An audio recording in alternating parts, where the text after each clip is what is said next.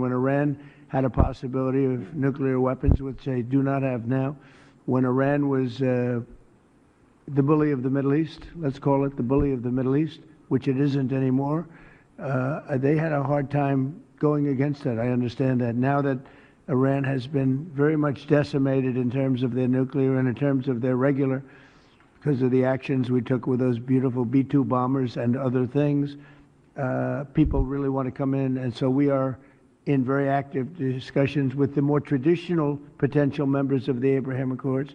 Is there about to be further peace breaking out in the Middle East? Take a look at this clip over here where President Trump and his staff are hosting a dinner for officials from Central Asia at the White House. And one of the reporters asks a question about Kazakhstan recently joining the Abraham Accords. Listen to what they say about their hopes for the future. We'll watch this clip together and then talk about it. But first, hit that subscribe button over there in the corner. We'd love to stay in touch. Check this out. What this agreement is supposed to signal. You want to answer that, please? Yeah, so I think the diplomatic significance is that it gives great momentum to the Abraham Accords. And to recap for those those who are listening who don't appreciate, the Abraham Accords, of course, is the historic agreement struck by the president in the first term to rebuild the alliance structure and the relationships between Israel and a number of the majority Muslim countries in that region of the world.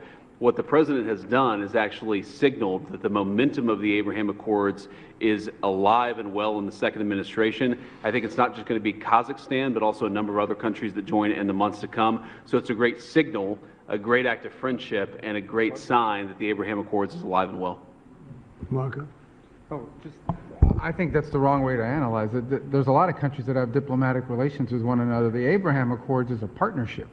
It's an enhanced relationship beyond just diplomatic relations and having embassies in each other's capitals. It is, and it's not just with Israel, it's with all the other countries that are part of the accord. You're now creating a partnership that brings special and unique economic development on all sorts of issues that they can work on together. So that's really the benefit of it, and the strength of it is to have majority Muslim countries, the Jewish state, able to partner on things to show the world that it is possible. Essentially, we've really expanded the Abraham Accords, and one of the reasons is we are right now in negotiations or talks with many countries that really wanted to come in, but they couldn't because of the status of Iran. When Iran had a possibility of nuclear weapons, which they do not have now, when Iran was the bully of the Middle East, let's call it the bully of the Middle East, which it isn't anymore, they had a hard time going against that. I understand that. Now that Iran has been very much decimated in terms of their nuclear and in terms of their regular, because of the actions we took with those beautiful B-2 bombers and other things, people really want to come in. And so we are in very active discussions with the more traditional potential members of the Abraham Accords. The four originals are phenomenal, and they're doing really well. They're making a lot of money with trade and other things being in the Abraham Accords. And we're expanding it a little bit. When a few of these countries come in, that's a great expansion, and these are very substantial countries. So we consider that a great honor. It was brought to our attention that they wanted to do that, and we think that's great. So it's really an expansion of the Abraham Accords, okay? The potential further extension of the Abraham Accords is for sure a good thing. Stabilizing the Middle East is something not only good for the Middle East region, but it's also good for the entire world, primarily America.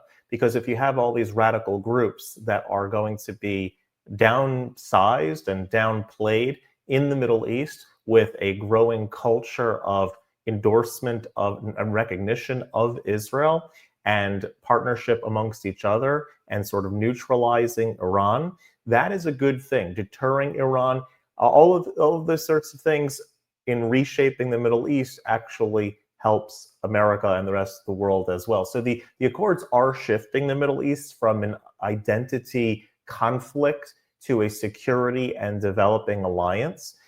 Sunni Arab states increasingly see Israel as a stabilizing force. This is something that was proved with the way it dealt with Iran and the way that it dealt with defending itself from the multiple attacks from terror groups in various countries. The U.S. sees the Abraham Accords as the most effective Middle East diplomacy success in decades, which is which is a certain thing.